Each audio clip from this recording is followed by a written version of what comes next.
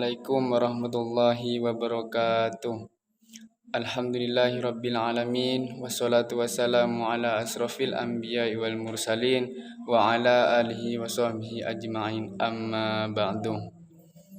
Yang kami takdimi Al-Kiram wal Mu'azzam Kiai Haji Muhammad Hasan Mutawakkil ala Allah selaku pengasuh Pondok Pesantren Zainul Hasan Genggong, dan yang kami takdimi yakni Bapak Rektor Universitas Islam Zainul Hasan Genggong, yakni Bapak Dr. Abdul Aziz Wahab BA MAG, dan yang kami hormati yakni dosen pengampu kami yakni Bapak Sony Irawan, dan tidak lupa juga kepada teman-teman HKI yang saya sayangi.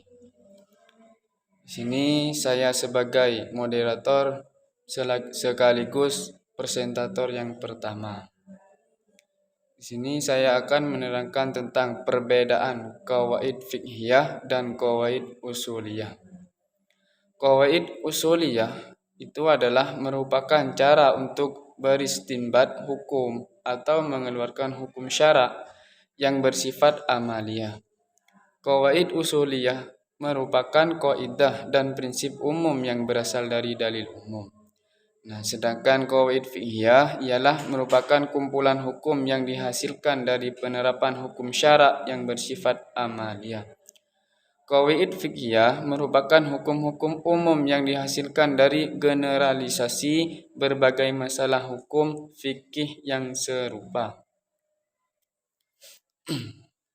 Berikut perbedaan-perbedaan lainnya antara qawaid fiqhiyah dan qawaid usuliyah.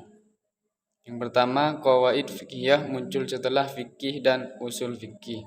Yang kedua, qawaid fiqhiyah dapat diterapkan langsung ke kasus yang sesuai, sedangkan usul fikih perlu dipelajari dan dipahami lebih dulu. Qawaid fiqhiyah ini dapat menghasilkan hukum fikih secara langsung tanpa harus melalui perantara, sedangkan usul fikih perlu melalui perantara terlebih dahulu. Selebihnya akan dilanjut oleh presentator yang kedua, yaitu Muhammad Mahfud. Bismillahirrahmanirrahim. Kami akan meneruskan penjelasan dari presentator yang pertama mengenai dawabit fiqhiyah dan usuliyah. Dawabit fiqhiyah adalah istilah yang berarti sesuatu yang terjaga dan terikat atau hifdzud bil hazmi. Sementara itu qawaid usuliyah dan qawaid fiqhiyah adalah kaidah-kaidah universal yang mengandung bagian-bagian persoalan yang sama. Jadi kaidah-kaidah qawaid usuliyah dan qawaid fiqhiyah adalah kaidah-kaidah universal yang mengandung bagian-bagian persoalan yang sama. Keduanya dapat dikelompokkan dalam satu garis besar yang sama dan melahirkan berbagai cabang fikih. Jadi keduanya di situ dapat dikelompokkan dalam suatu garis besar yang sama dan melahirkan berbagai cabang fikih.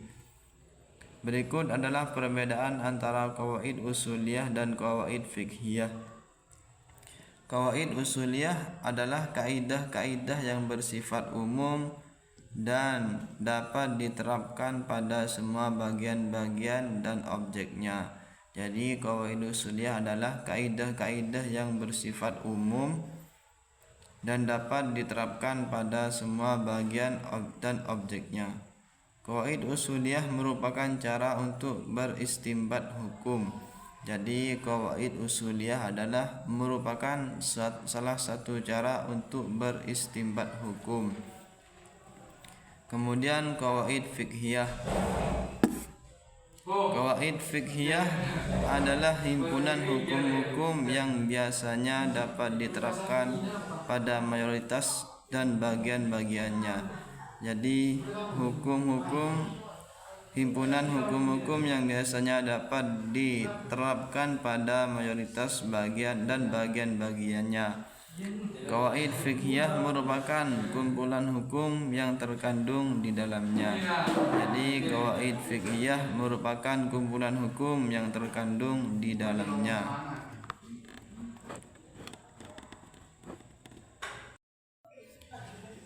Dan berikut adalah beberapa perbedaan lainnya mengenai qawaid fiqhiyah dan qawaid usuliyah.